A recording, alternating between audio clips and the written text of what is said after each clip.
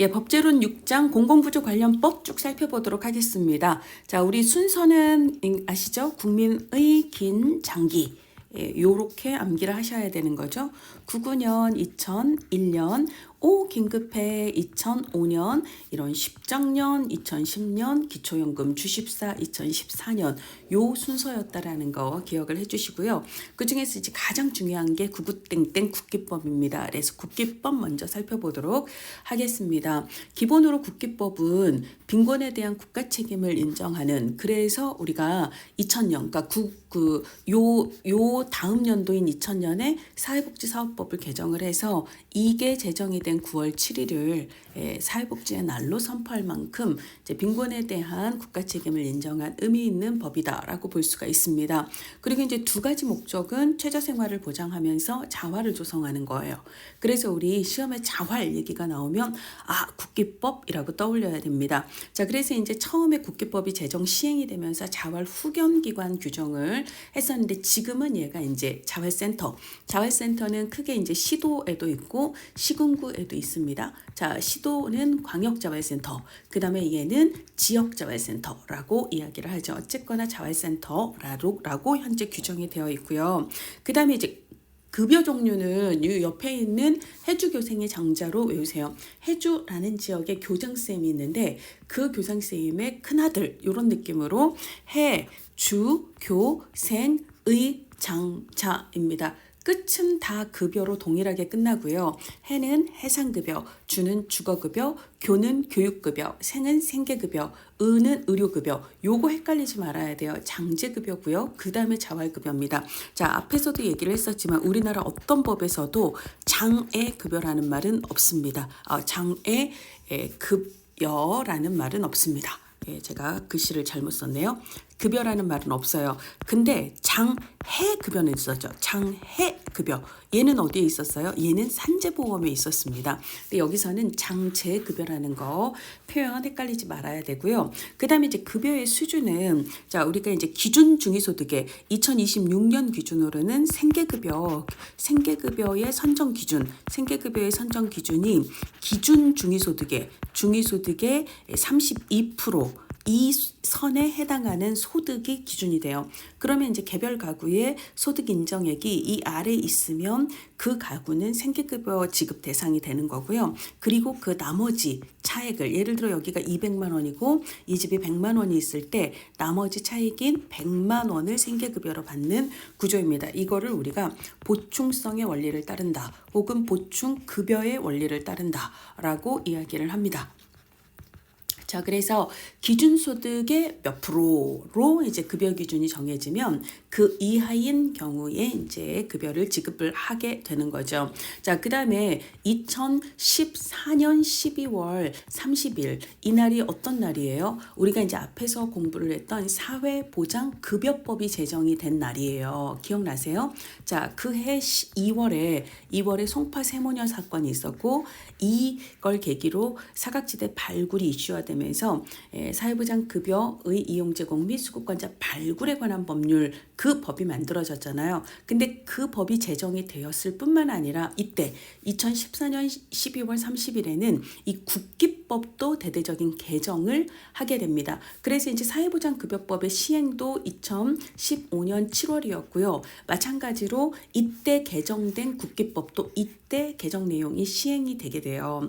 그럼 이제 그때 달라졌던 여러 가지 이 내용이 있는데, 그전에는 사실 최저 생계비를 기준으로 했었는데 지금은 기준 중위소득을 선정 기준으로 한다라는 거, 이게 이제 달라졌고요. 그 다음에 또 달라진 게, 그전까지는 보건복지부 소관으로 다 급여를 지급을 했지만, 자, 지금부터는 주거급여는 국토부 소관, 그 다음에 교육급여는 교육부 소관, 이렇게 달라진 거예요. 그래서 주거급여는 국토교통부, 그 다음에 교육급여는 교육부 소관이고 나머지 급여가 보건복지부 소관이다. 이렇게 달라지기 시작했다라는 거 알아두시기를 바랍니다. 자, 그리고 또 이때 또 달라진 것 중에 하나가 뭐냐면 그 부양의무자 기준에서 교육급여하고 주거급여는 이때 그러니까 요때 이제 교육급여에 대해서는 부양의무자가 규정이 폐지가 됐고요. 그 다음에 이제 3년 뒤인 2018년도에는 주거급여에 대한 부양의무자 기준이 철폐가 됐습니다. 그리고 이제 생계급여도 일부 예외를 제외하고 2021년 10월에 이제 그 생계급여도 대략적인 이제 부양의무자 기준은 일부 예외를 빼고는 폐지가 됐죠. 그렇게 이제 부양의무자 요건이 계속 완화가 되고 있기 때문에 예전에 나왔던 이런 문제는 사실 지금은 나올 일이 없지 않을까라고 생각을 합니다. 자, 이번에는요, 용어 정의예요. 자, 수급권자는 우리가 이제 사회보장급여법에서는 자격, 권리가 있는 사람이라고 얘기했는데 여기는 자격을 가진 사람이라고 규정을 하고 있습니다. 이게 이제 뭐 자격을 가지든 권리를 가지든 큰 차이 없습니다. 법에 따라서 표현이 약간씩 다를 뿐이지 뭐 자격과 권리의 차이를 여러분들이 막 구분하려고 애쓸 필요는 없어요. 그리고 이제 급여를 받는 사람은 수급자라고 얘기를 하고요. 이때 수급품에는 금전 또는 물품, 금전일 수도 있고 물품일 수도 있다라는 거예요. 그 다음에 이제 지급하는 것도 있고 특히 이제 자활급여에서는 자활을 위해서 필요한 물품이나 이런 걸 대여하는 것도 들어가거든요. 자, 요런 게 이제 수급품입니다. 그리고 이제 보장기관은 사회보장급여법에서도 얘기를 했습니다. 민간의 사회복지기관 시설이 아니라는 거죠.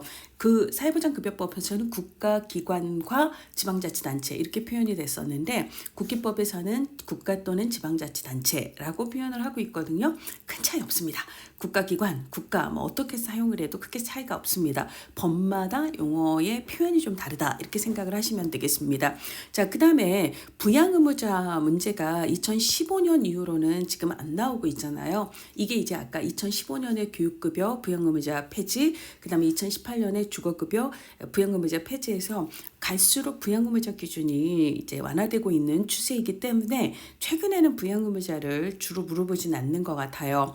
부양의무자는 수급권자를 부양할 책임이 있는 사람이고요. 수급권자의 1촌의 직계혈족, 직계혈족이라고 하면 직계혈족은 직계존속하고 직계비속을 합한 겁니다. 직계존속은 위로 부모를 얘기하는 거고요.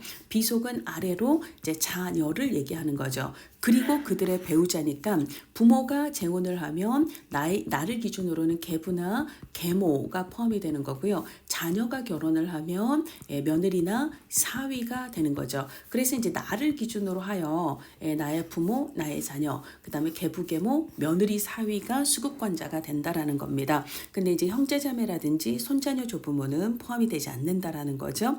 그 다음에 최저 보장 수준이 있는데요. 최저 보장 수준은 급여 종류별로 다릅니다. 그래서 이제 최저 급여 종류별 보장 수준을 얘기를 하는 거고요. 그 다음에 이제 최저 생계비는 아까 이제 우리가 2014년 개정에서 달라진 것 중에 하나가 그전에는 최저 생계비를 기준으로 선정했었는데 2015년 이제 15년 7월부터는 바뀐 법에 따라 기준 중위소득을 기준으로 한다라고 말씀을 드렸어요. 그러니까 지금은 현재 최저 생계비가 급여 수급권자를 선정하는 기준으로 활용이 되지는 않고요. 다만 지금 현재 우리가 뭐 그래도 인간답게 살려면 최소한 어느 정도 비용은 필요한가를 기준으로 하는 그런 비용의 금액 정도를 의미한다라고 보시면 되겠습니다. 그래서 건강하고 문화적인 생활에 필요한 최소한의 비용을 얘기하고요. 3년마다 보건복지부 장관이 보통 이제 한국보건사회연구원에 의뢰를 해서 계측을 하게 됩니다. 그 다음에 이제 기본으로 국기법은요, 개인 단위가 아니라 원칙적으로 개별 가구를 단위로 해서 수급자 혹은 수급권자로 이제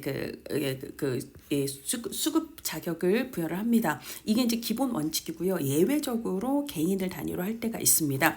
그 다음에 이제 소득 인정액은요, 아까 이제 우리가 선정 기준을 생계급여가 예를 들어 기준 중위소득의 현재 32%에 해당하는 소득이 이제 선정 기준이 되거든요. 그럼 개별 가구의 소득 인정액이 이 아래 그 금액 아래 있으면 그 나머지 차액을 급여로 생계급여로 보충을 하게 된다라고 얘기를 했습니다. 이때 이 개별 가구의 소득으로 인정되는 금액 이것을 소득 인정액이라고 얘기를 해요. 그러니까 용도는 보장기관이 급여를 결정 혹은 실시하기 위해서 산출하는 거죠. 개별 가구의 이제 뭘 산출하냐면 하나는 소득 평가액이에요. 그다음에 하나는 재산을 소득으로 환산한 금액 이거를 합산한 금액을 소득 인정액이라고 얘기를 합니다. 그러니까 기본으로 니네 집 소득이 얼마구나. 근데 이 중에 이런 거는 좀 빼줘야 되겠네. 그러니까 뺄 거 빼고 그래서 니네 집 소득은 이거라고 하자.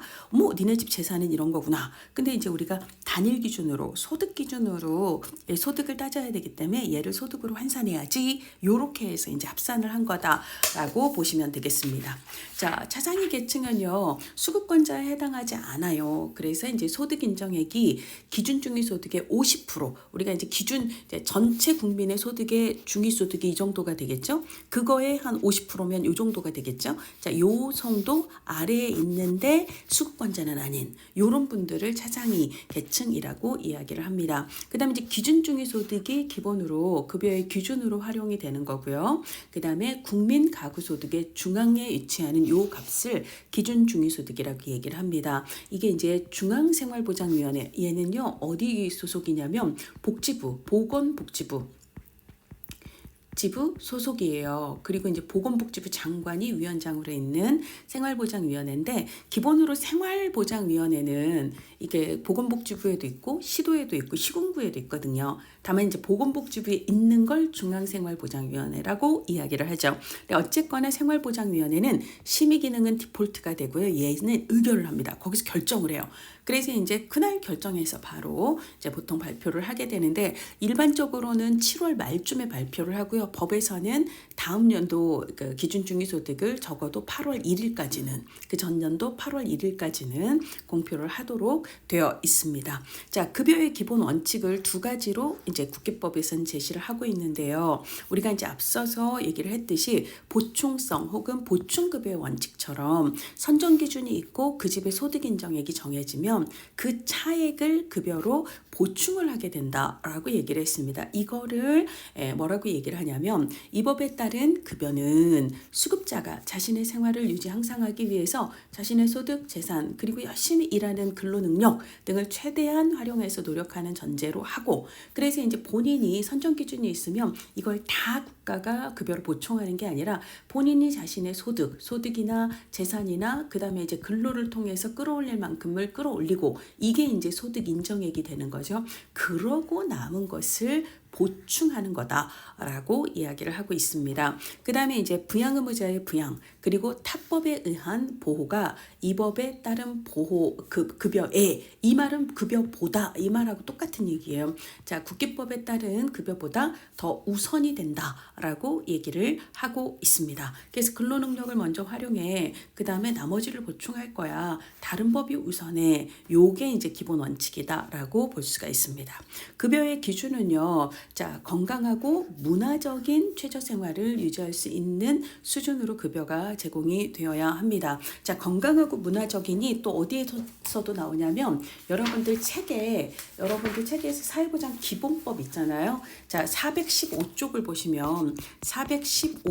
보시면은요. 제10조 사회보장 기본법 제10조가 사회보장 급여의 수준을 얘기하는데 거기에 제1항을 보시면 국가와 지방자치단체는 모든 국민이 건강하고 문화적인 생활을 유지할 수 있도록 사회보장 급여의 수준 향상을 위해서 노력해야 한다라고 규정이 되어 있거든요. 거기는 건강하고 문화적인 생활. 근데 얘는 공공구조인 국기법이잖아요. 거기에 이제 최저 생활을 유지할 수 있는 이렇게 포함이 되어 있고 어쨌거나 둘 다 건강하고 문화적인 이걸 기준으로 제시를 하고 있습니다. 그 다음에 이제 개별 가구 단위가 원칙이지만 필요하다고 인정이 되는 경우에는 예외적으로 개인 단위가 될 수도 있다라는 이야기를 하고 있습니다. 자, 그 다음에 이제 외국인에 대한 특례인데요. 자, 모든 외국인이 공공구조 국기법의 대상이 된다. 모든 외국인은 안 된다. 다 틀리는 얘기예요. 일부 되는 경우가 있는데요. 자, 어떤 경우냐면 자, 국내에 체류하고 있는 외국인 중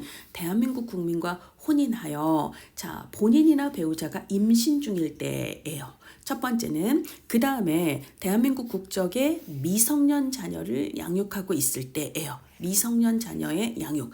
그 다음에 배우자의 대한민국 국적인 직계 존속과 생계나 주거를 같이 하고 있을 때예요. 이게 세 번째 기준입니다. 그럴 때는 국기법에 따른 급여를 받을 수 있는 자격을 부여한다라고 이야기를 하고 있습니다. 자, 그래서 여기 이제 다시 정리를 하고 있죠. 이런 경우에는 수급권자가 될 수 있다. 자, 임신, 그다음에 미성년 자녀 양육, 직계존속과 생계, 직계존속과 주거. 직계존속은 누구예요? 우리가 아까 부양 의무자를 얘기를 할 때,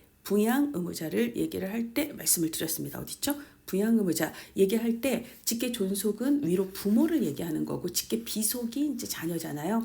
근데 직계 존속이라고 얘기를 하고 있으니까 자, 여기는 이제 자녀를 양육하고 있는 경우고 여기는 이제 부모를 모시고 있거나 같이 사는 경우를 이야기한다라고 보시면 되겠습니다. 자, 그다음에 이제 소득 인정액의 산정이에요. 자, 우리가 아까 소득 인정액은요. 자, 하나는 뭐죠? 소득 평가액, 그리고 하나는 재산을 소득으로 환산한 금액. 이 두 가지를 합산한 게 그 개별 가구의 소득 인정액이다라고 이야기를 했습니다. 그래서 이제 개별 가구의 소득 인정액은 그 가구의 실제 소득을 탈탈 털어서 다 더한 거가 아니고요. 그 실제 소득에서 뭐 이런저런 니네 집 가구 특성상 이거는 꼭 나가야 할 돈이구나. 요런 건 빼주고 그다음에 이제 이 돈까지 소득으로 쳐서 급여가 줄어들면 일할 맛이 안 날 것 같으니까 요런 거는 좀 빼주고 그죠? 감해서 이제 소득평가액을 정한다라는 이야기를 하고 있습니다. 그다음에 이제 뭐 재산을 소득으로 환산을 할 때 일반 이제 금융재산이나 그다음에 혹은 일반 재산이나 금융재산이나 자동차 이런 것들을 이제 소득으로 환산하는 공식에 대입을 해서 소득으로 환산을 한다라는 거고요. 시행령에서 소득의 범위에는 근로소득이 있고 그다음에 이제 사업소득이 있고 재산소득이 있고 그다음에 이전소득이 있는 거죠. 이런 것들이 이제 포함이 되지만 근데 이제 퇴직금 같은 거, 현상금 뭐 이런 거, 근로장려금, 자녀장려금 이런 것들은 소득으로 보지 않습니다. 자, 그다음에 뭐 예를 들자면 우리가 이제 보험금이라 보육료나 학자금 지원 같은 거 받는 거 있잖아요. 이런 건 집으로 들어와도 그 집의 소득으로 보지 않는다라고 보시면 되겠습니다. 자, 그다음에 이제 급여의 종류는 아까 해주, 교생의 장자 이렇게 외우라고 얘기했습니다. 자, 그다음에 차상위 계층은 원래 수급권자가 아니었잖아요. 차상위 계층은 수급권자가 아닌 사람 중에 기준중위소득의 50% 이하에 해당하는 사람이라고 얘기를 했는데 근데 이제 별도의 규정으로 시행령에서 제5조의 5에서 차상위자, 즉 차상위 계층에 해당하는 사람도 이 급여는 지급할 수 있다. 라고 규정을 하고 있는데 이게 자활급여예요. 이 자활급여는 차상위 계층이라도 지급할 수 있는 걸로 별도로 규정이 되어 있습니다. 자, 가장 중요한 건 생계급여죠. 자, 생계급여의 내용입니다. 자, 생계급여의 내용이에요. 생계급여는 수급자에게 의복, 음식물, 연료비, 그 밖에 일상생활에 기본적으로 필요한 금품을 지급하여 생계를 유지하는 것으로 하고요. 자, 선정 기준은 현재 어떻게 된다고요? 2026년에는 기준 중위소득의 몇 프로? 기준 중위 소득의 32%예요. 32%를 기준으로 해서 그 선 이하에 해당하면 생계급여 수급권이 있다라고 보는 거예요. 이렇게 선정 기준, 그 생계급여에 대한 선정 기준을 정할 때 이 값 있잖아요. 이 값, 이 32% 이런 건 언제나 100분의 30을 이상으로 정해야 된다. 33%, 34%가 기준이 될 수는 있지만 뭐 29%를 한다거나 28%를 선정 기준으로 한다거나 그럴 수는 없다라고 규정을 하고 있습니다. 선정 기준을 정할 때 무조건 30%가 넘는 값으로 정하라라고 얘기를 하고 있고요. 자, 그래서 이제 생계급여의 최저 보장 수준은 이 선정 기준과 그 개별 가구의 소득 인정액의 차액에 해당하는 요만큼을 보충한다라고 이야기를 했습니다. 그래서 소득 인정액이랑 예를 들어 소득 인정액이 100만 원이고 그 다음에 이제 여기가 선정 기준이 200만 원이면 그 집은 100만 원을 받게 되는 거죠. 그래서 소득 인정액과 생계급여를 합하면 뭐가 되는 거예요? 얘가 선정 기준이 되는 거죠. 생계급여랑 소득 인정액을 포함을 하면 딱 선정 기준에 해당하게 되는데 이것을 최소한 그 정도는 되게 하라 해서 이제 그런 의미로 이상이 되도록 하여야 한다라고 규정을 하고 있습니다. 자, 그다음에 이제 부양 능력에 대해서는 최근 시험에서는 잘 언급이 되지 않아요. 그래서 요거는 여러분들이 좀 읽어보시면 되겠는데요. 부양 능력은 일단 세 가지를 따지죠. 부양 의무자가 있는가 없는가. 자, 그 다음에 두 번째는 그 부양 의무자가 부양 능력이 있는가 없는가. 3번은 세 번째는 실제로 부양을 받을 수 있는가, 부양을 받을 수 있는가. 이 세 가지를 따지는데 특히 이제 부양을 받을 수 없는 상황은요. 부양 의무자가 군대 갔거나 그 다음에 해외로 갔거나 교도소에 들어갔거나 실종이 됐거나 부양 의무자가 시설에서 급여를 받고 있거나 뭐 이런 거 있잖아요. 행방불명이나 가출을 했거나 그래서 이런 경우는 사실 부양을 받을 수 없는 경우잖아요. 이런 경우에 해당한다라고 규정을 하고 있습니다. 자, 생계급여는요. 기본적으로 금전 지급을 원칙으로 합니다. 물론 특수한 경우에는 물품 지급을 할 수 있는 예외가 있지만 기본적으로는 아까 이제 우리 200이 선정 기준이면 100만 원이 소득 인정액이면 얼마를 준다? 100만 원을 준다라고 얘기했잖아요. 금전을 지급하는 게 기준이고요. 그리고 매월 정기적으로 그 지급을 하게 됩니다. 생계급여를 실시하는 것은 원칙적으로는 수급자의 주거에서 실시를 하지만 근데 이제 첫 번째 주거가 없거나 주거가 있어도 그곳에서 목적을 달성할 수 없는 경우, 그 다음에 세 번째는 수급자가 희망하는 경우예요. 그래서 주거가 없거나 자, 그 다음에 목적 달성을 못하는 경우, 희망하는 경우에는 그럴 때는 보장시설, 여기서 보장시설은요 보장기관하고는 다른 거예요. 보장기관은 국가 또는 지방자치단체고요. 이게 아니라 이 보장시설은 사회복지시설 중에서도 주로 생활시설 있잖아요. 그러니까 이 생활시설에 들어가서 이제 급여를 받는 경우 이 보장시설 혹은 타인의 가정에 위탁하여 거기서 급여를 받을 수 있다. 주로는 이제 우리가 보호가 필요한 아이들 있잖아요. 보호 대상 아동은 이제 보통은 가급적이면 시설보다 가정위탁 같은 거를 선호를 하죠. 그러니까 거기서 이제 급여를 받을 수 있다라고 규정을 하고 있습니다. 여기까지는 생계급여 얘기였고요. 자, 이번에는요 주거급여입니다. 주거급여는 수급자에게 주거 안정에 필요한 임차료, 수선 유지비, 그 밖의 수급품을 지급하는 것이에요. 그렇지만 주택 매입비 겁나게 비쌉니다. 그러니까 그런 걸 주지는 않죠. 이거는 뭐 상식입니다. 그렇죠? 2023년에 나왔는데 만약에 예를 들어 제가 주택 매입비를 주거급여로 준다면 열심히 노동하지 않고 저는 주거급여 수급권자가 되기 위해 애쓸 것 같아요. 그렇죠? 그렇지만 해당이 되지 않습니다. 자, 그 다음에 이제 주거급여에 대해서는 우리가 부양의무자 기준이 적용되지 않는다. 2018년도에 주거급여는 기본으로 부양의무자 기준이 폐지되었다라고 얘기했고요. 그 다음에 얘는 2015년 7월부터는 어디 소관이다? 국토교통부 소관이다라고 이야기를 했습니다. 그래서 그 해, 그러니까 이게 이제 2014년 12월 30일에 그렇게 바뀐 거잖아요. 그러면서 이때 뭐가 제정이 됐냐면 주거급여법이 따로 제정이 됐어요. 그래서 이제 주거급여는 국토교통부 소관이고 그리고 세부 급여에 대한 급여 실시에 대한 세부 사항은 주거급여법이라고 하는 별도법으로 규정을 하고 있다라는 것도 알아두시면 좋겠습니다. 자, 마찬가지로 교육급여 같은 경우는요 국토교통부 아니고 여기는 이제 교육부 장관의 소관이 되는 거죠.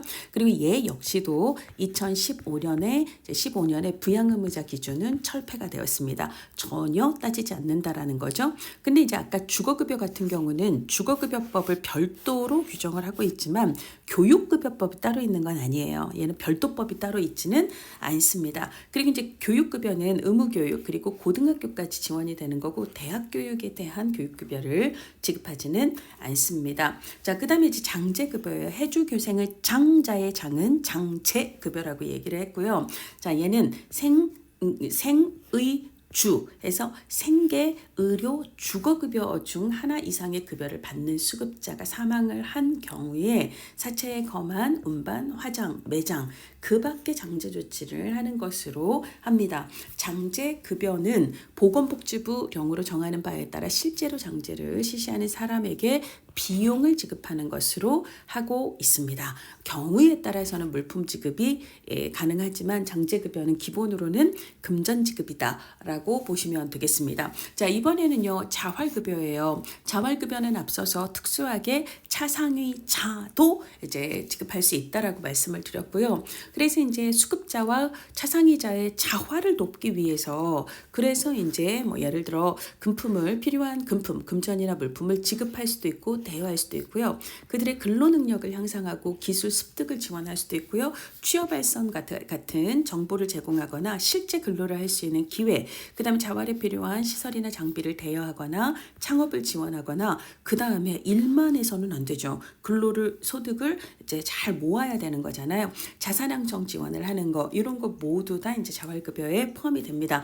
다 차상위자도 대상이 된다라는 거고요. 자, 이런 자활급여는 관련 공공기관 혹은 비영리법인 시설 그리고 그 밖에 대통령령으로 정하는 기관에 위탁해서 실시할 수 있고요. 이때 들어가는 비용은 보장기관 즉 국가와 지방자치단체에서 부담을 해야 합니다. 왜죠? 공공부조는 국가와 지방자치단체의 책임이니까.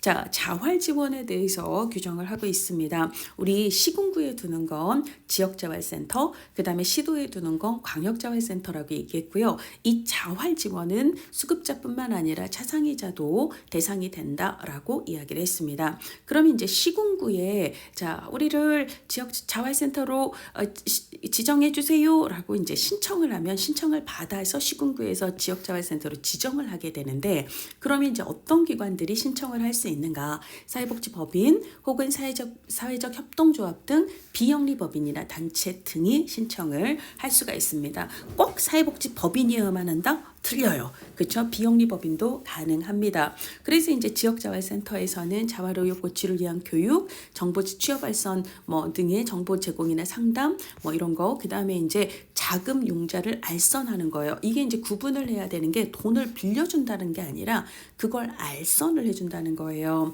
그 다음에 이제 기술 지원을 하거나 자활 기업 설립을 지원을 하거나 이런 일들을 하고 있습니다. 자, 그렇고요.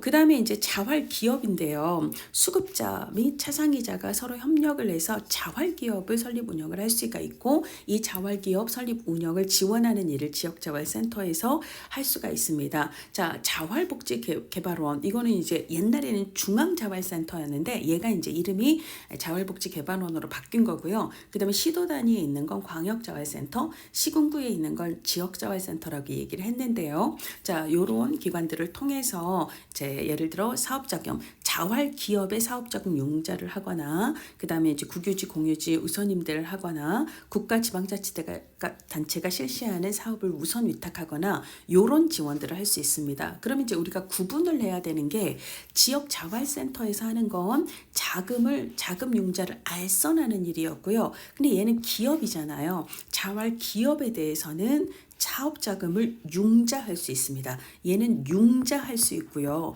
얘는 융자를 알선할 수 있다라는 거. 요게 이제 좀 차이가 있다라는 걸 구분을 하시기 바랍니다. 자, 그 다음에 이제 자활기금의 정립이에요. 보장기관은 자활기금을 정립을 하고요. 자산형성 지원도 아까 자활급여의 내용에 들어간다라고 이야기를 했습니다. 그래서 자활급여는 수급자뿐만 아니라 차상위자 모두 대상이 된다라고 얘기했고요. 자, 자산을 형성할 수 있도록 재정적 지원을 할 수 있습니다. 그래서 이제 이게 2010년에 희망키움 통장이라고 하는 희망키움 통장이죠. 희망키움 통장이라고 하는 사업으로 시작을 했고요. 그 다음에 2022년부터는 희망저축계좌라는 이름으로 불리고 있습니다.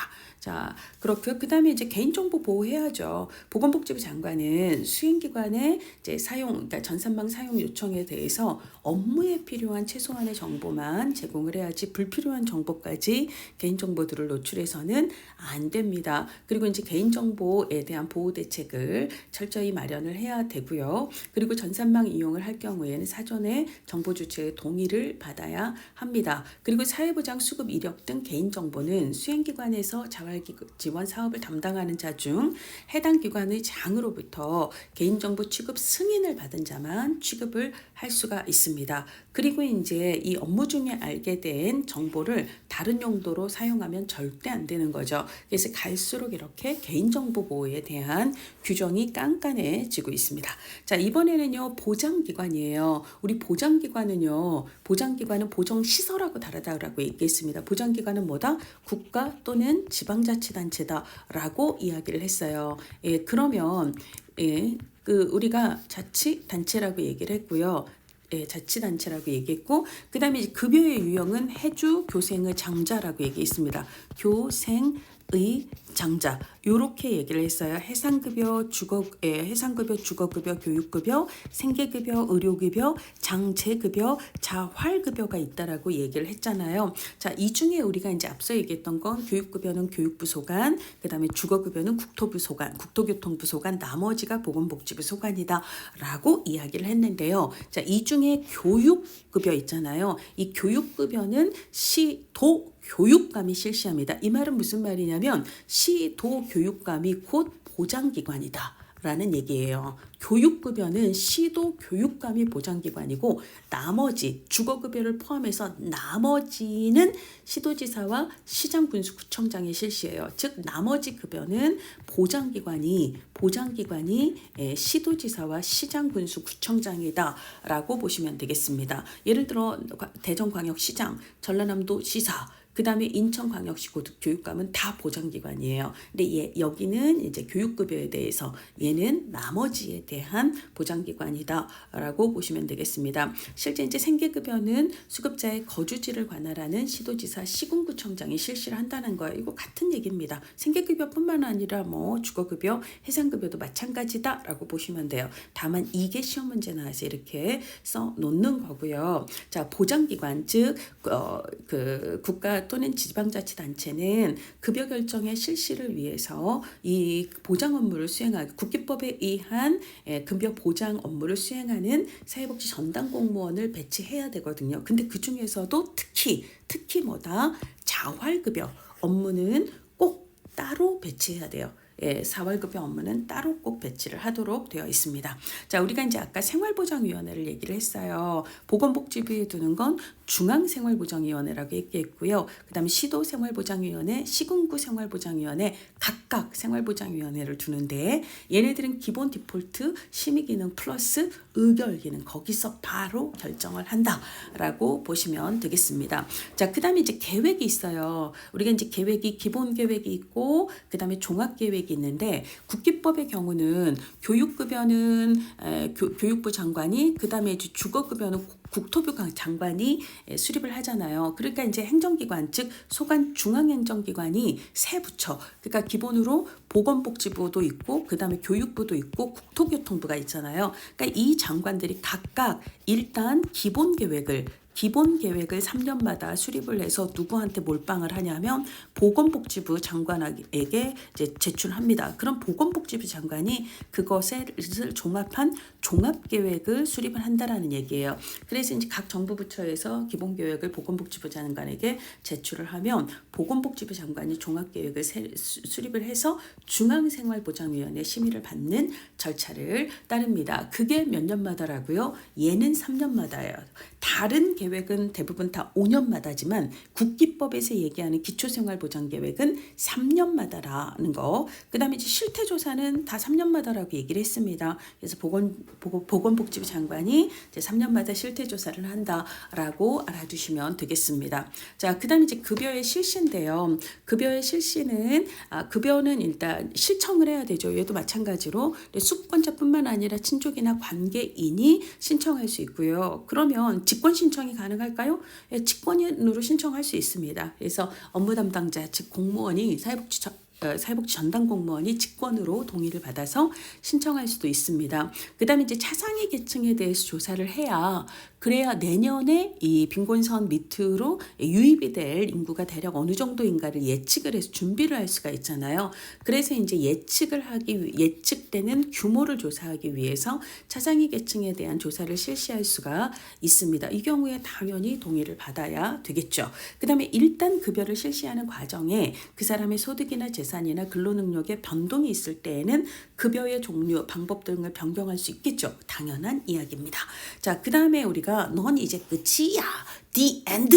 넌 이제 급여 끝이야. 이 the end 할 때는 마지막으로 진술을 충분히 할 수 있는 기회를 줘야 돼요. 이것을 청문이라고 이야기를 합니다. 자, 그 다음에 이제 보장시설은요. 보장기관은 아까 국가 지방자치단체였지만 보장시설은 일반적으로 생활시설 중, 이게 사회복지시설들 중에 생활시설을 얘기하는 거죠. 그러니까 이제 뭐 들어가서 살고 있는 이런 주거시설이라든지 이런 것들을 얘기한다라고 보시면 되겠습니다. 그 외의 시험 문제, 정당한 사유 없이 수급자에게 급여를 불리하게 변경하면 안 되는 거고요. 그 다음에 이제 우리가 공공부조 5대법은요. 다 권리구제가 이의 신청이다라고 얘기를 했습니다. 기본 시효가 며칠이라고요? 90일이라고 이야기를 했습니다. 자, 그래서 기본으로 자 처분에 그러니까 예를 들어 시장군수 구청장 그 다음에 이제 교육급여의 경우에는 시도교육감이 보장기관이죠. 그래서 그 처분에 이의가 있을 때에는 통지받은 날부터 90일 이내에 해당 보장기관을 거쳐서 누구에게 시도지사에게요. 그리고 이제 교육급여에 대해서는 시도교육감에게 이제 서면 또는 구두로 이의 신청을 할 수가 있습니다. 도지사에게 보장기관을 거쳐서 이의 신청을 한다라는 거 알아두시고요. 이제 경우에 따라서는 지자체가 돈이 되게 많아서 나는 국기법에서 정해진 것 이상으로 우리 주민들한테 주고 싶어 할 수 있습니다. 자, 이 법에 따른 급여 범위나 수준을 초과해서 급여를 실시할 수 있습니다. 근데 그 돈은 어디서 부담하면 돼요? 그 지자체에서 부담하면 됩니다. 여기까지가 이제 국기법의 주요 내용이고요. 자, 그 다음에 뭐 벌칙 내용 그냥 읽어보시면 되겠습니다. 자, 이번에는요 긴급복지지원법이에요. 언제 제정이 됐죠? 긴급해 2005년에 제정이 돼서 2006년 3월에 시행이 된 법입니다. 자, 이때 2004년 그러니까 그 해 전에 2004년 12월에 대구에서 5살 꼬마 남자아이가 이게 굶어 죽은 시체로 발견이 돼요. 이러면서 이제 그때 위기 상황에 처한 사람들을 어떻게 빨리 도울 수 있는가 이게 이제 화두가 되거든요. 그래서 이제 위기 상황에 처했다라는 걸 어떤 사유로 볼 것인가를 얘기를 하고 있는데요. 굉장히 많은 사유가 들어갑니다. 여기 이제 그 밖에 보건복지부에 정해서 고시하는 사유에도 엄청 많은 사유들이 들어가고요.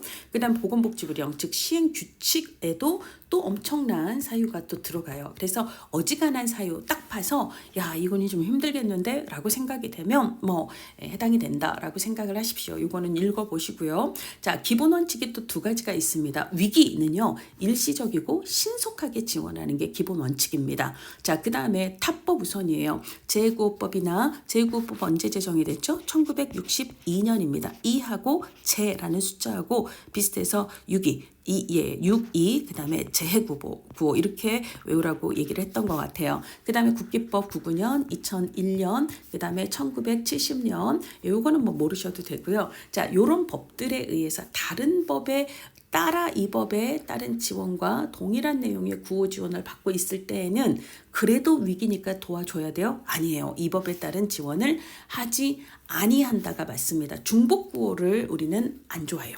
중복 안 돼요. 같은 구호를 받고 있는데 여기서 또 준다. 요거 안 됩니다. 자, 그 다음에 이제 국내에 체류하고 있는 외국인 중에 이것도 이제 앞서 공공부조 비슷하죠. 모두 되는 것도 아니고 모두 안 되는 것도 아니에요. 자, 그래서 이제 특수한 경우는 외국인이라도 지원 대상이 되는데 그 특수한 경우가 이 정도다라고 이야기를 하고 있습니다. 그래서 이제 대한민국 국적의 국민과 혼인을 했고 그 다음에 이제 그 대한민국 배우자와 이혼 또는 사망을 해서 직계 비속이라고 존비속이라고 하면 존속 비속이니까 부모나 자녀를 얘기하는 거죠. 을 돌보고 있거나 난민으로 인정이 됐거나 이런 경우들이 되는 거고요.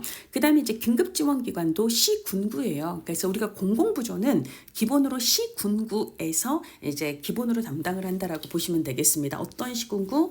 지원 대상자의 거주지를 관할하는 시군구청장이 이제 기본으로 담당을 하게 됩니다. 그래서 이제 지원 요청 내지는 신고를 받은 그러니까 만약에 만약에 이제 거주지가 되게 불분명한 경우에는 지원 요청이나 신고를 받은 그 시군구의 시군구청장이 긴급지원 기관이 되는 거예요. 자, 그 다음에 시군구청장은 긴급지원 사업은 신속하게 움직여야 되기 때문에 그 일을 담당할 이제 긴급지원 담당 공무원을 꼭 지정을 하여야 합니다.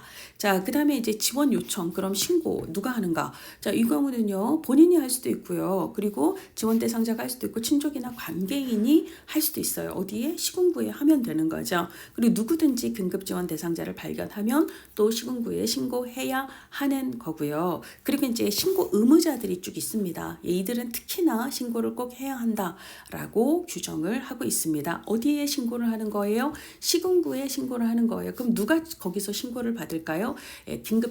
긴급지원 담당 공무원이 신고를 받겠죠. 그럼 이 긴급지원 담당 공무원은 원래는 뭐였겠어요? 사회복지 전담 공무원, 사회복지 전담 공무원 중에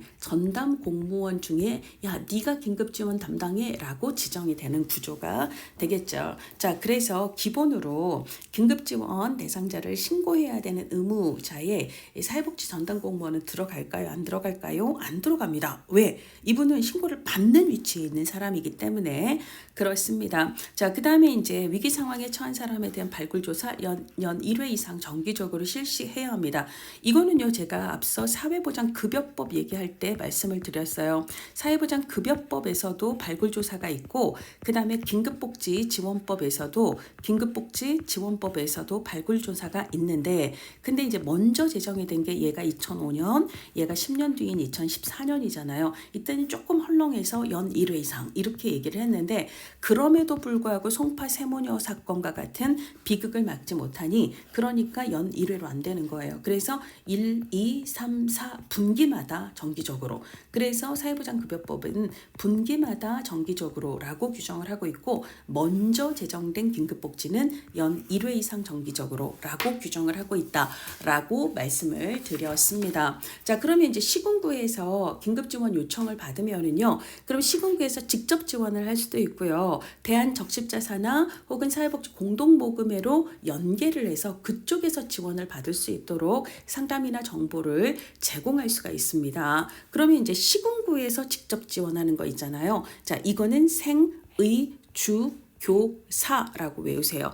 생의주교사라고 외우세요. 이거는 생의주교는 우리 이제 국기법에서 선정 기준이 낮은 순서, 얘는 기준 중위소득의 32%, 얘는 기준 중위소득 40%, 얘는 48%, 그 다음에 얘는 50% 이렇게 되거든요. 그래서 이제 생의주교는 국기법의 선정 기준이 낮은 것부터 순서대로 나열하면 생의주교가 돼요. 근데 이제 긴급 지원에서는 이걸 이제 급여라고 얘기하지 않고 생계 지원, 의료 지원, 주거 지원, 그리고 교육 지원이라고 얘기를 하는 거고요. 하나가 더 플러스가 되는데 이게 바로 사회복지 시설 이용 지원이에요. 그래서 거기까지 해서 생의주교사 이렇게 알아두시면 되겠습니다. 특히 사회복지 시설 이용 지원을 적십자사나 공동모금회 이용회라고 하는 연계, 그러니까 이런 연계 지원으로 헷갈리시면 안 됩니다. 사회복지 시설 이용 지원도 직접 지원에 포함이 된다라는 걸 알아두셔야 합니다. 자, 그러면 이제 우리가 앞서서 긴급 지원의 원칙 중에 뭐가 있었어요? 일시적으로 신속하게, 이게 원칙이잖아요. 자, 그렇기 때문에 오래 제공하지는 않습니다. 자, 그래서 이제 기본 기한이 있고요. 생계기 지원은 기본 3개월, 그 다음에 뭐 얘네들은 기본 1개월, 이게 기본 기한이 있어요. 기본 지원 기간이 있고, 플러스 이제 시군구에서 자체적으로 이제 연장할 수 있는 기간이 있어요. 그러고도 더 필요하다면 이제 시군구에 긴급지원 심의위원회가 있거든요. 긴급지원 심의위원회의 심의를 거쳐서 더 연장을 할 수 있는 것도 있습니다. 근데 어쨌거나 기본, 그리고 시군구청장에 의한 연장, 그리고 심의위원회의 심의를 거친 연장을 다 합치더라도 최대 지원 기간이 적어도 이만큼을 초과할 수 없다라고 규정을 하고 있어요. 왜 그러죠? 신속하고 일시적으로거든요. 오래 지원하는 게 이 법의 취지가 아니기 때문입니다. 자, 그러면 최대 지원 기간을 알고 계셔야 되죠. 여기 지금 출제 정보 없다고 여러분들 맘 편히 생각하시면 안 돼요. 요거 정책론에서 나왔습니다. 정책론에서 최근 시험에서 나왔거든요. 알고 계셔야 돼요. 자, 그래서 우리가 생육신, 사육신 있잖아요. 생육신, 사육신 이렇게 생육신, 사육신 이렇게 외우시기를 바랍니다. 자, 그래서 기본으로 생육신, 사육신은 그러니까 생계 지원하고 사회복지 시설 이용 지원은 최대 6개월까지라는 거야. 생계 지원, 사회복지 시설 이용 지원은 6개월을 초과할 수 없다. 생육, 사육입니다. 근데 주거 지원은 12개월을 초과할 수 없다라고 보시면 되고요. 그 다음에 교사의의예요. 교사의의. 그래서 이 교사의 이의를 봅시다. 그래서 교사, 그 다음에 이에요. 그래서 교육 지원은 4회를 초과할 수 없고 의료 지원은 2회를 초과할 수 없다라고 생육, 사육, 교사, 의의 이렇게 외워주시고 주거 지원만 12개월을 초과할 수 없다라고 보시면 되겠습니다. 자, 그 다음에 이제 보건복지부 장관은 위기 상황에 처한 사람에게 상담 정보 및 관련 기관 단체 등과의 연계 서비스를 제공하기 위해서 담당 기구를 설치할 수 있다라고 얘기를 하고 있는데요. 이래서 설치한 게 2005년에 보건복지 상담센터, 보건복지 상담센터가 있어요. 상담복지 상담센터. 이거를 우리가 이제 뭐라고 얘기하냐면 희망의 전화 129 희망의 전화 129라고 얘기를 합니다. 그래서 국번 없이 129 누르시면 전국 어디에서든 24시간 위기 상황에 처한 사람이 상담 정보를 받을 수 있도록 안내를 하고 있습니다. 자, 그다음에 일단 이제 기본으로 긴급 지원의 특수성은 뭐냐면 우리가 이제 국기법의 경우는 기본으로 절차가 어떻게 돼요? 신청을 하면 급여 신청을 하면 조사를 거쳐서 그 다음에 이제 결정을 하고 급여를 실시를 하는 거잖아요. 근데 문제는 조사와 결정에 걸리는 시간이 많이 걸린다라는 단점이 있어요. 그러다 보니까 긴급히 지원을 해야 되는 위기 상황에 적절하지 않다라는 한계가 있었기 때문에 이 과정을 패스하고 도와줘라고 신청을 하면 요청을 받으면 바로 그냥 건너뛰고 일단은 빨리 신속하게 급여 실시를 하는 거예요. 그리고 난 다음에 이 실시가 적정했는지를 그 다음에 심사를 한다라는 거예요. 그래서 이제 사후조사 결과를 참고를 해서 이 집에 대한 긴급 지원이 적절했는가를 심사를 하게 되는데요. 근데 이제 이 실시를 하는 동안 이제 긴급 지원 실시를 하는 동안 아까 이제 최대 6개월, 12개월 요 사이 시간이 지나죠.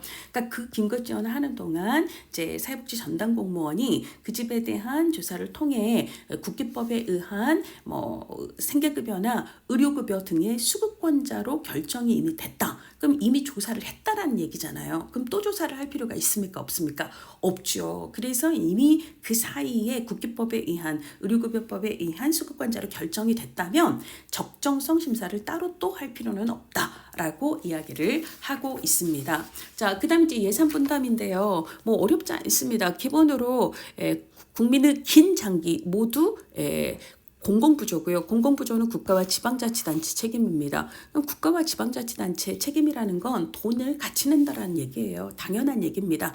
자, 이번에는요. 기초연금을 보도록 하겠습니다. 자, 기초연금은 기본으로 이제 65세 이상인 사람 중에서 이게 첫 번째 조건이고요. 자, 기초연금 수급권자가 몇 프로가 되도록 70%가 되도록 해요. 그러니까 65세 이상의 전체 국민이 있다면 그 중에 30%는 대상이 되지 않고요.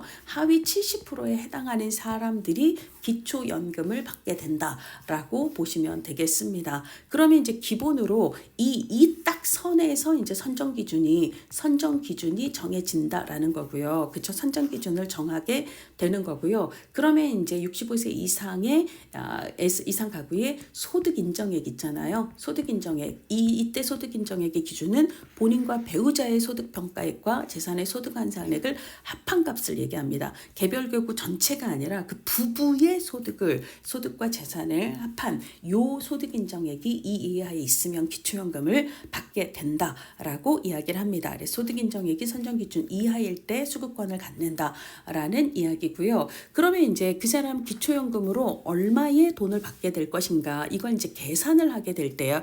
되는데 산정을 하게 될 때 그 사람이 얼마의 기초연금을 받게 되는가를 고려를 할 때 기준연금액, 그리고 그 사람이 국민연금을 받는다면 국민연금 연금액이 얼마인가 등을 고려한다라는 거예요. 기준연금액은 최고값, 그러니까 예를 들자면 기초연금은 적어도 이 상한선을 넘어갈 수 없어. 그러니까 기초연금으로 줄 수 있는 가장 최대치예요. 그래서 예를 들자면 내가 계산을 했는데 이 값보다 뭐 예를 들어 이 사람이 조금 오버가 됐다. 그러면 이 최고치로 오버해도 그 돈을 다 주는 게 아니라 요만큼은 깎아서 이 기준연금액에 해당하는 만큼만 준다는 거예요. 그러니까 기준연금액을 오버해서 더 줄 수는 없다라는 거고요. 그 다음에 이제 그 집이 국민연금을 받고 있고 국민연금도 받고 그 다음에 기초연금도 받고 있는데 이 국민연금이 기초연금의 기준연금액보다 1.5배 이상인 경우에는 얘를 또 감액하는 제도가 있어요. 어쨌거나 여러분들이 세부적인 내용은 아니더라도 어쨌거나 그 집이 기초연금을 얼마를 받을 것인가를 계산을 할 때는 최고 상한선에 해당하는 기준연금액, 그 다음에 그분이 받는 국민연금의 연금액, 요거를 고려를 해서 일부 감액이 될 수 있다라고 보시면 되는 거고요. 기준연금액을 초과하는 만큼의 오버하는 금액을 줄 수 있다 없다? 없습니다. 그럴 땐 딱 기준연금액만큼만 기초연금액을 준다라는 이야기를 하고 있습니다. 그래서 이렇게 기초연금액을 깎아서 주는 경우가 있어요. 자, 그게 이제 국민연금액을 아까 많이 받을 때, 그 다음에 기준연금액을 오버할 때, 요런 얘기를 했고요. 자, 그 다음에 본인과 배우자가 모두 기초연금 수급권자일 때, 그러니까 부부가 모두 이제 65세 이상인 경우는 이럴 때는 부부가 다 같이 받게 되겠죠. 그럴 때는 부부 각각의 기초연금액에서 모두 20%를 감액을 하게 됩니다. 남편만, 아내만 아니에요. 아내도 남편도 둘 다 감액을 한다라는 얘기가 시험 문제에 많이 나왔습니다. 자, 그 다음에 소득 인정액과, 자, 예를 들자면 하위 이제 70%에 해당하시는 분들이 기초연금을 받게 되는데 그 중에서도 어떤 분들은 소득이 좀 높고 어떤 분들은 소득이 되게 낮고 그럴 때죠. 그러면 이 소득이 높은 분일수록 감액될 가능성이 크다라는 거예요. 그래서 이분은요, 본인의 소득과 기초연금을 합산한 값이 이 선정 기준을 초과할 가능성이 크거든요. 그럼 초과해서 준다 안 준다? 주지 않습니다. 깎아서 요 선에 해당하는 만큼만 주게 됩니다. 그래서 소득인정액이랑 기초연금 계산한 값이 선정 기준을 넘어가는 경우에는 그러면 넘어가는 범위에서 이제 감액을 할 수 있다라고 얘기를 하는 거죠. 따라서 기초연금 급여액은 수급자의 소득이 많으면 많을수록 감액될 가능성이 크다라고 볼 수가 있습니다. 기초연금의 적정성 평가를 보건복지부 장관은 5년마다 하게 됩니다. 우리가 5년마다로 암기했던 게 우리 정신건강 실태조사였어요. 정신건강 실태조사. 우리가 이제 대부분의 실태조사는 3년마다였는데요. 정신건강복지법상 정신건강 실태조사는 5년마다라고 얘기를 했잖아요. 그렇죠? 여기에 이제 기초연금, 이건 실태조사는 아니지만 기초연금의 적정성 평가도 5년마다요. 같이 외우세요. 오, 기정. 내 친구. 오, 기정. 오, 기정. 반가워. 오, 기정. 기초연금 정신건강 5년마다라는 거 알아두시기 바랍니다. 기초연금 지급 신청 어디다 해야 돼요? 우리가 아까 공공부조는 어디에? 시군구에서 담당을 한다라고 얘기를 했습니다. 자, 그래서 시군구청장에게 지급 신청을 하라고 하는 거고요. 그 다음에 이제 기초연금은 연금 지급을 신청한 날이 속하는 달부터 상실한 날이 속하는 달까지 매월 정기적으로 기초연금을 지급을 하는 거고요. 정지된 기간에는 기초연금을 지급을 하지 않겠죠. 자, 그 다음에 이제 기초연금 지급의 정지입니다. 자, 다음 어느 하나의 경우에는 그 사유가 발생한 날이 속하는 다음 달부터 그 사유가 소멸한 날이 속하는 달까지 기초연금의 지급을 정지하게 되는데요. 자, 이게 이제 뭐냐면 정지하는 거예요. 그래서 이제 금고 이상의 형을 받고 교정시설이나 치료감호시설에 수용되어 있는 경우, 그 다음에 이제 사망한 것으로 추정이 되는 경우예요. 이거는 상실이 아니라 정지입니다. 정지. 이건 상실이고요. 자, 그래서 이제 추정하는 경우, 그렇고요. 그 다음에 주거 불명자로 등록이 되는 경우, 이런 경우고요. 근데 이제 정지가 아니라 아예 상실하는 경우는 세 가지가 됩니다. 자, 어떤 경우냐면 사망했거나, 이제 사망을 추정한 게 아니에요. 사망했거나 국적을 상실했거나 아예 국외로 이주를 하는 경우 있잖아요. 그렇죠? 혹은 기초연금 수급권자에 해당하지 아니하게 된 때, 그렇죠? 아까 30% 넘어가는 때 있잖아요. 그러면 이제 상실한다라고 이야기를 하고 있습니다. 자, 담보 제공 불가, 압류 불가, 이거는 뭐 기본 디폴트다라고 얘기를 했고요. 이의 신청할 수 있습니다. 시장군수구청장에게 이의 신청할 수 있고요. 그리고 이제 기초연금 수급자의 권리, 또 뒤쪽에 이제 장애인 연금 수급권자의 권리도 시효가 있습니다. 5년간 행사하지 않으면 시효의 완성으로 권리가 소멸이 돼요. 그러니까 5년 내에 이제 신청을 해야 되고요. 그 다음에 비용은요. 기본으로 이제 국민의 긴 장기 모두 공공부조니까 국가와 지방자치단체의 책임이죠. 그 당연히 비용도 같이 부담을 해야 합니다. 그렇죠? 그런 얘기들을 하고 있어요. 자, 이번에는요, 의료급여법입니다. 자, 의료급여법은 여러 법에 의해서 이제 의료급여 수급권자가 있습니다. 그래서 이제 국기법에 의한 의료급여 수급권자도 있고, 다양한 다른 법에 의한 국기법 수급권자도 있다는 거예요. 그래서 이제 그렇고요. 그 다음에 이제 국내 입양에 관한 특별법. 원래는 입양특례법이었는데 이 법이 2025년 7월 19일부터는 국내 입양에 관한 특별법으로 바뀌었습니다. 자, 이 법에 따라서 입양이 된 18세 미만의 이제 입양 아동 또 의료급여 수급권자에 해당이 된다라는 이야기고요. 자, 그 다음에 수급권자에 대한 의료급여의 내용과 기준은 대통령령으로 정하는 바에 따라서 달리 정할 수 있습니다. 그리고 현재 의료급여의 수급권자는 1종과 2종 수급권자로 구분이 됩니다. 자, 그렇고요. 그래서 이제 어떤 경우가 1종이고 2종인가 시험 문제에 나왔었습니다. 자, 넘어가시고요. 수급권자의 인정 절차를 보시면은요. 이것도 시군구청장에게 신청을 해야 되는 거고요. 그리고 시정군수구청장이 수급권자가 되려는 자의 인정 신청 없이 직권으로 수급권자를 정할 수는 없습니다. 우리가 이제 국기법의 경우에는 국기법은 직권 신청이 가능했잖아요. 근데 인정 신청 없이 되려는 자의 인정해 주세요라고 하지 않았는데 수급권자를 정할 수는 없다라고 규정을 하고 있고요. 그 다음에 이제 적용 배제입니다. 수급권자가 업무 혹은 공무로 생긴 질병이나 부상이나 재해로 산재보험과 같은 다른 법에 따라서 급여나 보상 이미 받게 되었어요. 그러면 의료급여를 중복해서 한다 안 한다? 안 합니다. 중복급여 안 하는 거예요. 자, 그 다음에 수급권자가 다른 법령에 따라 국가나 지방자치 등으로부터 의료급여에 상당하는 급여와 비용을 받게 되는 경우예요. 자, 그 한도에서 이 법에 따른 의료급여는 하지 않습니다. 둘 다 중복은 하지 않는다라는 이야기를 하고 있고요. 보장기관은 어디라고요? 시군구가 되는 거죠.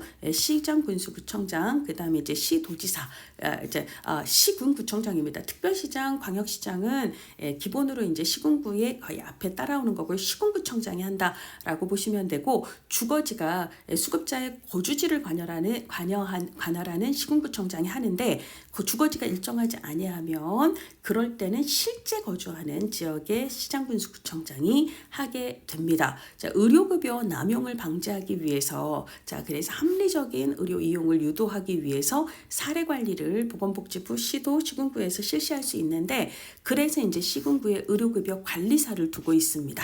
자, 그래서요, 너무 의료를 오남용하지 않도록 조절할 수 있는 그런 사례 관리를 하고 있습니다. 그리고 보건복지부, 시도, 시군구에 각각 의료급여 심의위원회를 두고 있고요. 보건복지부에 두는 의료급여 심의위원회에서는 의료급여 사업의 기본 방향이나 대책, 그리고 의료급여 기준과 수가에 관한 사항 등을 심의를 하게 됩니다. 의료급여의 내용은 우리 요양급여의 내용하고 거의 비슷하다라고 보시면 되게 되겠고요. 그다음에 이제 시군구청장은 신청하는 경우 의료급여증을 발급하여야 합니다. 자, 그리고 이제 의료급여 기간은요.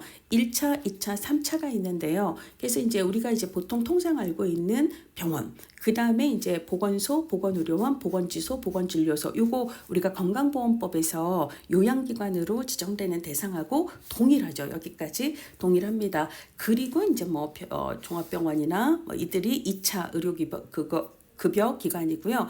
그 중에서도 보건복지부 장관이 지정하는 3차 의료급여 기관이 있다라고 규정을 하고 있습니다. 자, 급여의 비용인데요. 자, 급여의 비용은 전부 또는 일부를 의료급여 기금에서 부담을 하지만 1종, 2종 의료급여는 둘 다 뭐가 있다? 본인 부담이 있습니다. 본인 부담이 있어요. 1종도 2종도 금액의 차이가 있지만 본인 부담이 있습니다. 그래서 본인에게 부담하게 할 수 있다라는 거 맞는 얘기고요. 자, 그다음에 이제 의료급여 기관이라고 하면 아까 이제 이런 병원들을 얘기를 하는 거죠. 우리가 이게 제공한 의료급여에 대해서 그 비용의 지급을 시장군수구청장에게 청구할 수 있습니다. 자, 그리고요. 자, 그 다음에 뭐 나머지는 넘어가도록 하겠습니다. 관련된 의료급여 관련된 서류는 5년간 이제 정하는 바에 따라 급여 비용 청구에 관한 서류를 보존해야 되고요. 그 다음에 약국 등 보건복지부 령으로 정하는 의료급여 기관은 처방전을 급여 비용을 청구한 날로부터 3년간 보존을 하도록 되어 있습니다. 자, 그 다음에 의료급여 기관은 의료급여를 하기 전에 수급권자에게 본인 부담금을 청구해서는 안 됩니다. 예, 요것도 이제 알아두시고요. 자, 그 다음에 요양비예요. 그래서 이것도 이제 건강보험에도 요양비가 있었잖아요. 그래서 이제 어쩔 수 없이 지정된 의료급여 기관이 아닌 곳에서 불가피한 사유로 인해서 내가 아이를 조산원 등에서 출산할 수밖에 없었다. 이럴 때는 현금으로 요양비를 지급할 수가 있습니다. 그 다음에 이제 뭐 장애인복지법상 이제 장애인 수급권자에게 보장기기 있잖아요. 그러니까 장애인 보장기기에 대한 급여를 실시할 수 있는 거고요. 그 다음에 건강검진을 할 수 있습니다. 자, 그 다음에 이제 의료급여의 제한인데요. 의료급여의 제한인데 자신의 고의 혹은 중대한 과실로 인한 범죄 행위의 그 원인이 있거나 고의로 사고를 낸 경우 이럴 때는 의료급여를 하지 않습니다. 그 다음에 정당한 이유 없이 자, 의료급여 이 법의 규정이나 의료급여 기관의 진료에 관한 지시에 따르지 아니하는 경우 의료급여를 하지 않습니다. 그래서 이 두 가지는 의료급여가 제한되는 대표적인 상황인 거고요. 그 다음에 이제 변동이 있을 때는 내용을 변경할 수 있겠죠. 그 다음에 이제 의료급여를 하다가 중지하는 경우가 있죠. 의료급여가 더 이상 필요 없게 되었거나 수급자권자가 의료급여를 거부한 경우에는 중지를 하게 됩니다. 자, 그 다음에 이제 급여 비용의 대지급금 사항안을 읽어보시고요. 의료급여 기금의 설치 조성이에요. 그래서 어디에 시도에 의료급여 기금을 설치를 합니다. 그래서 이제 이게 이제 어떤 재원으로 국고 그 다음에 지방자치단체 둘이 같이 이제 공동 부담을 해야 되는 거고요. 그래서 국가와 지방자치단체는 기금 운영에 필요한 충분한 예산을 확보해야 합니다. 자, 그러면 우리가 시간 좀 많이 갔으니까요. 예, 이쪽하고 관련된 문제는 요 다음 시간에 한번 풀어보도록 하겠습니다.